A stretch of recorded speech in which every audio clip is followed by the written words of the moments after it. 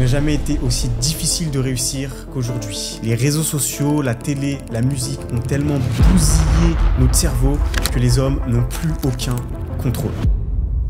Chaque jour, on traumatise notre cerveau, on sabote notre attention, notre concentration et notre testostérone. Et au passage, on sacrifie nos rêves et nos chances de réussite. Nous sommes devenus les produits d'une société conçue pour mettre la main sur ce que nous possédons de plus précieux, notre attention. Alors, soyons clairs d'emblée, sans capacité à te concentrer et à maîtriser tes pulsions, tu n'accompliras rien de significatif dans ta vie. Mais la bonne nouvelle, c'est que tu peux briser ce cercle vicieux dès aujourd'hui en suivant cette vidéo et reprendre le contrôle de ton cerveau et donc de ta vie.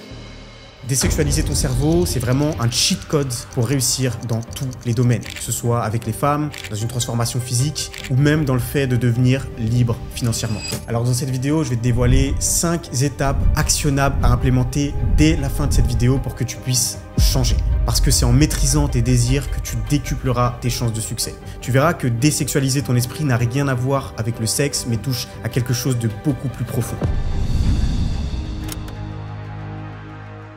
Ça peut paraître évident, mais 99% des gars n'y arrivent pas. En réalité, c'est une addiction comme le sucre, la cigarette ou la drogue. Le porno va altérer ton cortex préfrontal, il va créer des modifications durables dans tes circuits neuronaux et fait exploser tes niveaux de dopamine à un tel point que tout le reste semble terne. Les conséquences à tout ça, c'est que premièrement, ton énergie va baisser, tes émotions deviennent déréglées et le système de circuits de récompense de ton cerveau et les circuits de dopamine deviennent peu à peu complètement dysfonctionnels. Tu deviens accro à cette gratification instantanée et tu deviens un petit peu prisonnier de ce cycle qui te vole ta motivation. Ça va augmenter ton anxiété, ça va creuser la dépression, ça va baisser ton estime de toi-même et ça va réduire ton envie de sociabiliser ou même le fait d'avoir une relation amoureuse. Pour faire simple, notre cerveau, il va être composé de différents neurones.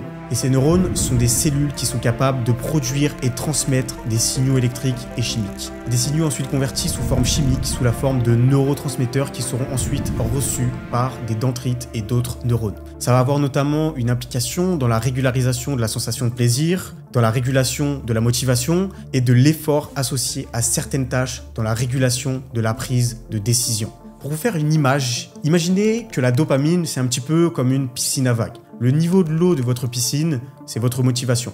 Et les vagues, c'est les pics de dopamine.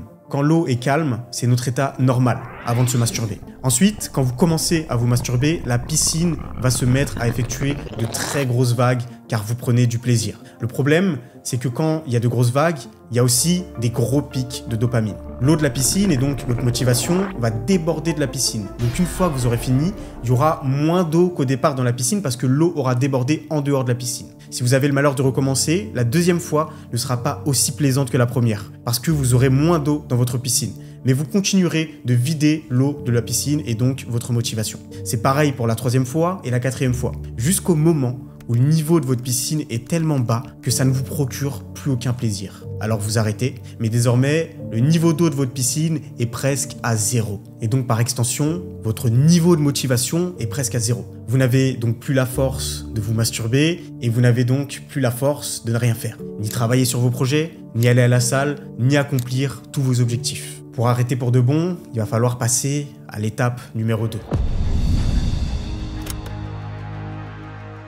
Alors, sur les réseaux, la pornographie n'est pas directement accessible, mais il y a ce qu'on appelle des déclencheurs. On appelle ça la pornographie douce. Donc des femmes à moitié dénudées sur les réseaux ou des vidéos en tout genre qui vont vous stimuler. Et le meilleur moyen d'arrêter, c'est tout simplement de réduire ces déclencheurs. Alors, comment est-ce qu'on va faire ça? Premièrement, ouvre tes réseaux. Va dans tes paramètres et signale et désapprouve tout contenu à caractère sexuel. Ça va permettre de reprogrammer l'algorithme de tes réseaux sociaux et de réduire l'exposition à ce type de contenu et de limiter les désirs. Sinon, tu peux être comme moi, complètement radical, tu peux complètement supprimer TikTok, Instagram et toutes les applications de contenu short.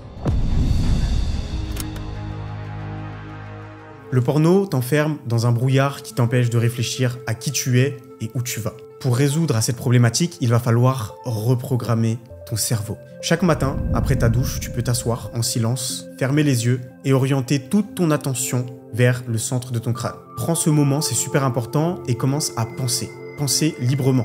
Reprends contact avec toi-même, fais émerger ta vision intérieure et remets de l'ordre dans ton cerveau. Ça peut paraître tout bête aujourd'hui, mais les gens n'ont plus le temps de penser. On est tellement distrait avec les réseaux sociaux et toutes les choses qu'on a autour de nous qu'on n'a même plus le temps de se retrouver avec nous-mêmes pour penser et avoir une certaine clarté mentale. Alors prends ce moment, pose-toi, ferme les yeux, sans réseaux sociaux et retrouve cette clarté mentale. Tu peux également ranger ta chambre, faire ton lit, nettoyer ton espace. Ça va également créer de la clarté mentale. Tu peux bouger, aller faire du sport, sortir dehors, rencontrer du monde, élargir ton cercle social. Plus tu coupes les stimuli pornographiques, plus tu te donnes de la place pour respirer et penser.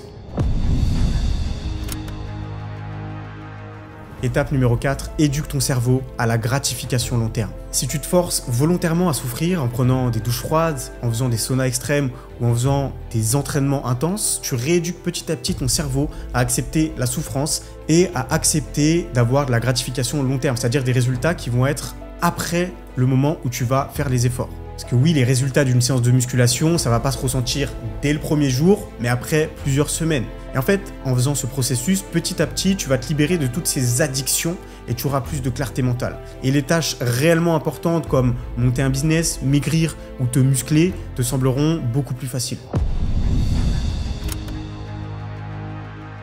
Étape numéro 5, avoir des objectifs.